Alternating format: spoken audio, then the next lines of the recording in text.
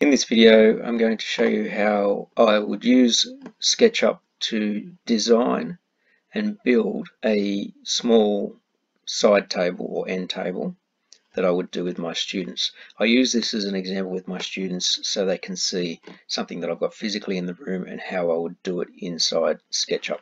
So when you first open up SketchUp for Schools, you will see the fellow that's standing here near your access points. He allows you to have a little bit of scale if you're going to be designing. Now, one thing I try and tell my students is that don't think of this as just a drawing tool. Think of this as a virtual space where you are going to build your 3D object or your virtual object. On this side, you have all of your drawing tools, basically your selection tool, an eraser, a paint tool for basically filling colors in on things. Here you've just got a single line tool. I try not to use that most of the time. You've got arc tools for doing curves. This is probably going to be your most common one that you use because you have your rectangles and your circles and your different sided polygons and some of your text as well. You've got your push-pull tool here for making things more solid. Outer shells, I've never actually used that. You've got move, so basically to move your objects around your virtual space. You've got your tape measure for measuring things out and for setting sizes. Walk is usually if you build a 3D environment, you can walk around it. And then you've got your orbit tool. Now when you've got your orbit tool, you've got one which basically allows you to orbit around the screen or your object, and then you have the pan one which allows you to move the drawings from side to side. When you first come in, what you need to do is check out on the right hand side of the screen, you've got some more menus. These ones have video tutorials and a lot more of your higher end tools that you could be using. For the most part, you'd only use the stuff that's on the left hand side. But you do need to come down to this one second from the bottom which says model info. When you click on that, this brings you out to the units that you'll be using. Now if you're used to using metric, this is not going to open up automatically in metric because it is a US based tool. So I usually come in and say, well, we build in millimeters here in Australia. So we select the millimeters. And the precision, we just need to set to 0 because I don't think we're going to go to a decimal of a millimeter when we're designing something in woodwork. Snap interval down here, you've got 2 millimeters. Change that to the 1, so that's the bottom, the smallest unit that you can snap stuff to, and it'll make it a little bit easier to get things more accurate when you're drawing. That's basically all you need to have in that point. And when you get rid of that, because we're going to build our table, whenever you're going to build something in real life, you need your materials. So what we need to do is create the materials that are going to be part of our project. In our classrooms or in our workshops, our set sizes that we have are 140 by 19, 140 by 12, and 42 by 42. They're the most common sizes that we have in our area. Now this particular table that I'm using, that I'm going to be showing, uses all 140 by 19 timber or pieces that have been ripped down from that. So our tabletop, I want it to be a square, and I want to try and not have to rip down too much material. So if a board is 140 wide, if I take this particular table that I'm going to be drawing will have 3 boards width. Now 3 times 140 gives you 420, so that's going to be the length of my board as well. So if I start out with the rectangle tool and come down to the end, what you need to do is click once and then let go of the mouse. And when you do that and start moving, I am not holding the button of the mouse, but you will notice down in the bottom right hand side of the screen that the dimensions are changing. What I try and do is get a bit of a rectangle, and then I can see which one is my width and which one is my length. So I can see here that this is starting out at 213 by 907. Now I want my board to be 140 wide, so I type in 140, then I press a comma, and then I say I want it to be 420 long, and then I press enter, and that has given me my 140 by 420 board. It's only flat at the moment. It needs to be 19mm thick. That's when you get the push-pull tool, come over to it again, one click, and start to drag it. And then when I type in 19 and press enter, it gives me my 19 thick board. Before I go doing anything with this now, I need to make this a solid board. So I get my select tool, so I'm not going to be moving anything. Using the left mouse button, triple click on the object. That selects the whole thing. If you then right click on it, you'll get a menu, and you want to turn this into a component. Now this is going to be one of my top pieces, so I'm just going to call it top. That's all I need to do. What you'll find now is that when you grab this, if you want to move it, you are moving the whole object. So that's one of my boards. Just as a for instance, if I don't do that, and I just do quickly create a board here, just say there's my board. If I then get the move tool, I'm actually distorting the board, and that can really create havoc when you're a long way into your drawing. So you're creating your board. Now if you select that board, just like any other Windows tool, if you're using Windows that is, copy and paste are exactly the same. So you can either use the keyboard shortcuts of Control-C for copy, Control-V for paste, or right-clicking can also give you a menu. So you can copy it. Now if you right-click, you've got a paste tool. If I didn't use the menus and just did Control-C, Control-V, there's my other board. Now, in order to make my tabletop, I need to get these to go together. If you grab the move tool and grab it from the very corner, I'm not holding the mouse, I've just clicked it once with the left button. And then you want it to basically line up with the end point in another part. Grab the next one. You need to make sure you select it. Grab the move tool again. Grab the end corner, bring it across, and get it to snap to the end point of the other one. That's now my tabletop, but I want to make that a group of pieces so I don't break it apart again. Grabbing the select tool, there's two ways you can do this. You can either click and hold your left mouse and drag around all of them, and that selects them all, or you can click them one at a time and then hold your control key while you select the others. Once you've done that, right clicking, make it a group. Now when you click onto it, they all attach. They're all attached, so you're moving the whole thing. There's my tabletop.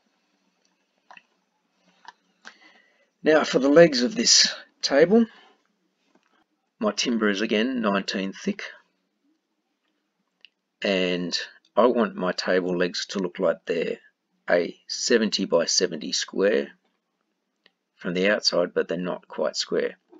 So the piece, if you have looked at the picture, I'm going to start with my rectangle again. My front edge of my leg, I'm coming this way, so I've got my long dimension. That dimension is going to be 70. Type in 70, a comma, and it's 19 thick. So there's the dimension of my lumber. I now want to make this a 500mm long leg.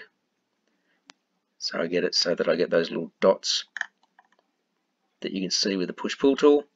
Click once and start moving. Type in 500.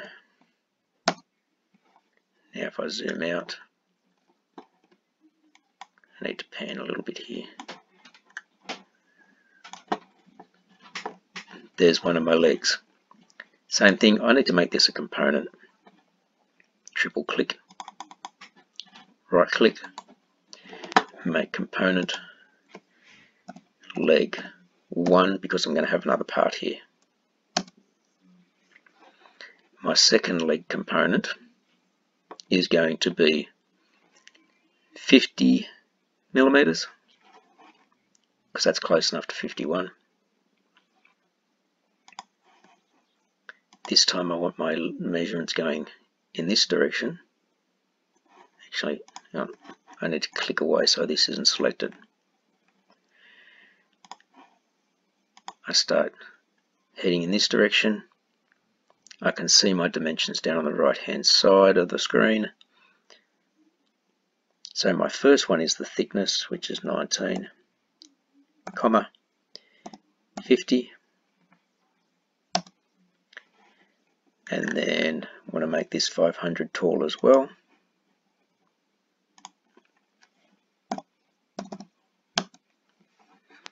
And triple click to turn it into a component. This is leg 2.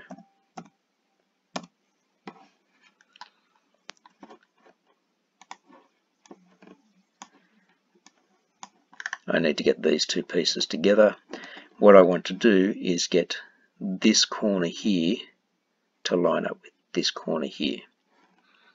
So if I grab my move tool, grab it from the corner, head across to the other one, and there they are attached. I can then select the other one as well, select both parts, and turn that into a group. So now you can see that it's got a line all around it. If I go to move this, I'm going to be moving the whole thing. Now I don't want to have to draw that again, so same thing, I can copy paste, copy, and then I'm going to make my 4 legs, my other 3. There's one, there's another one, there's another one. Now I'm going to flip these around just because of design. This one I want to be in the opposite orientation to that. So if I right click on it, you have these flip along. Now you'll see where it says group red, groups green, and groups blue. This is hard to keep your head around, but you can see here's the red axis, here's the green axis, and the blue axis is the up and down. I think I need to flip this one along the green axis. So I'll say groups green, and it didn't work right. Flip along groups red axis. That's what I wanted, so it's in the opposite direction to that one. This one, based on what I had before, I'm going to flip that on the green. This one, flip it on the green, and then I will now flip this one again on the red. So now that's the opposite to that one. I have 70, basically a 70 by 70, although it's 70 by 69. 70 by 70. If I add these two together, I get 140. I want to have a bit of an overhang with my top, which was 420. If I subtract 140 from 420, I'm left with 280.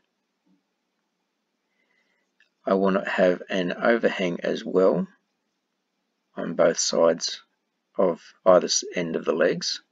If I say, to get my maths right, I want to have just a 40mm overhang at each end two lots of 40, like this side and this side, is 80. Take 80 from 280 leaves me with 200. So my rails in between my legs need to be 200.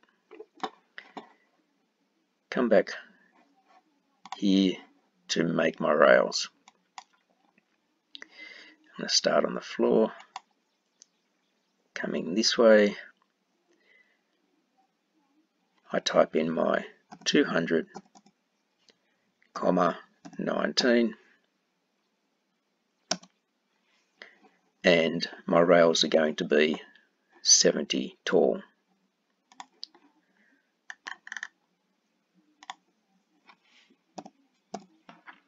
And the reason I chose 70 is this means that when I'm doing this in real life, I'm only actually ripping two different dimensions. I'm ripping 70 and 50 because they're the two things, because 140 is already existing.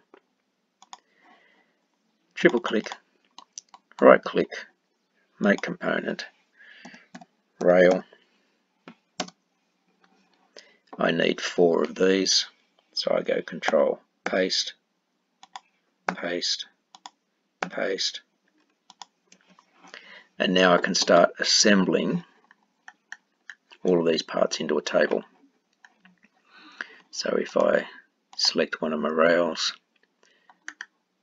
and I want to bring this corner up to this corner, grab the move, grab it from the corner, and it's attached. I'll just flip around a little bit here.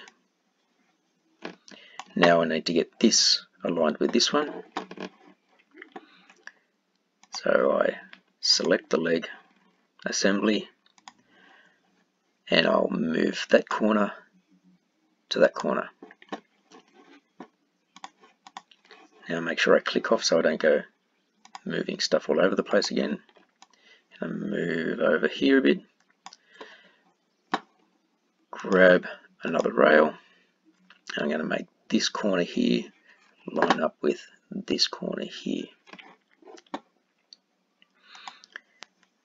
Grab the corner and it snaps to it. I now want to move this leg over to this one.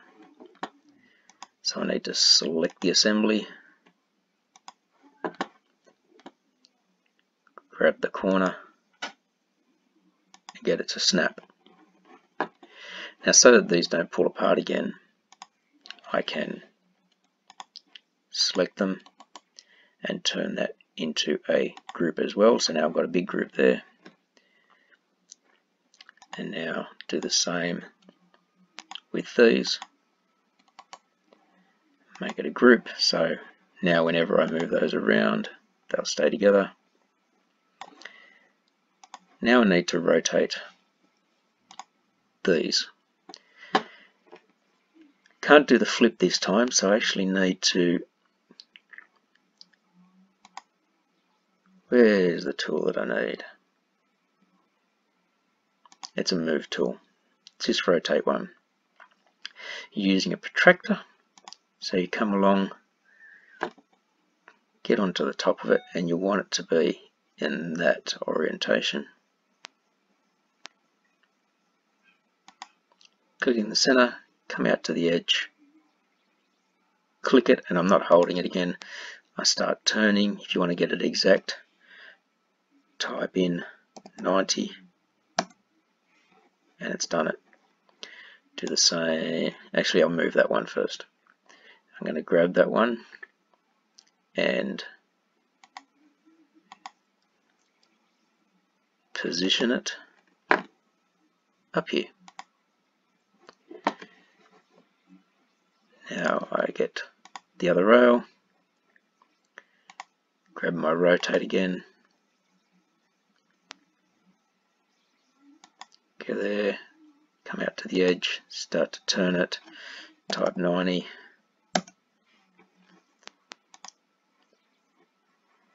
Now I want to move it up into position, grab this corner, bring it all the way up to here, that's snapped. Now I can move these legs assemblies if I grab this outside corner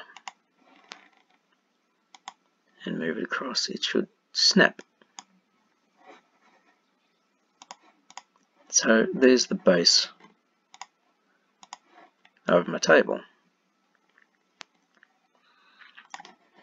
Now again, I don't want these to come apart, so I can create them into one big group. So now no matter what I do, my table is going to stay still. Now to get the tabletop up on here and into position, this requires a few movements. I select my tabletop, and I'm going to start by bringing this corner up to this corner. Get it to snap. Now I want to move this so that it overhangs 40 by 40 in two directions. So now if I grab the move tool,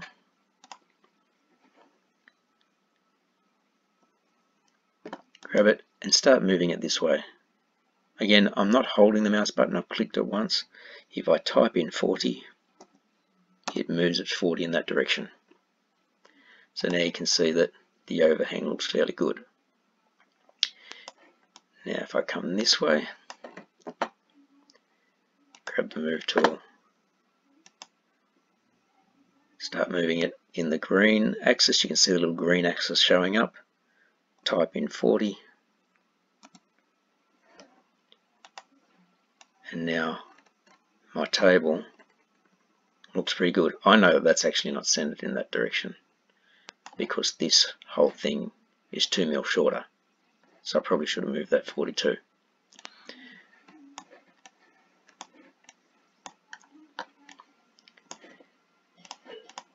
So there's my table. Now that looks pretty dull. This is where you can get the paint tool, and I'm just going to do a fill in, and these ones pop out for your colours. When you come over to your materials, just as a very basic option, we'll bring,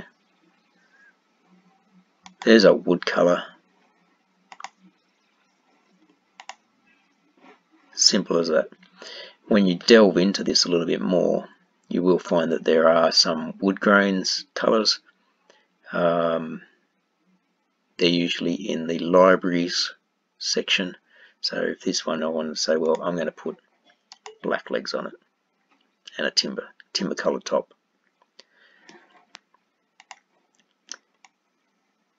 It's not a fantastic rendering, but you get the idea. Now if you did want to do dimensions, I haven't even gone into the depths of making layers, adding dimensions and all that sort of thing, but as a basic start for getting things drawn up, this is the way that I would do it, so that I'm actually building something with my virtual materials in a virtual world, rather than thinking of it as a digital pencil where I'm just drawing lines.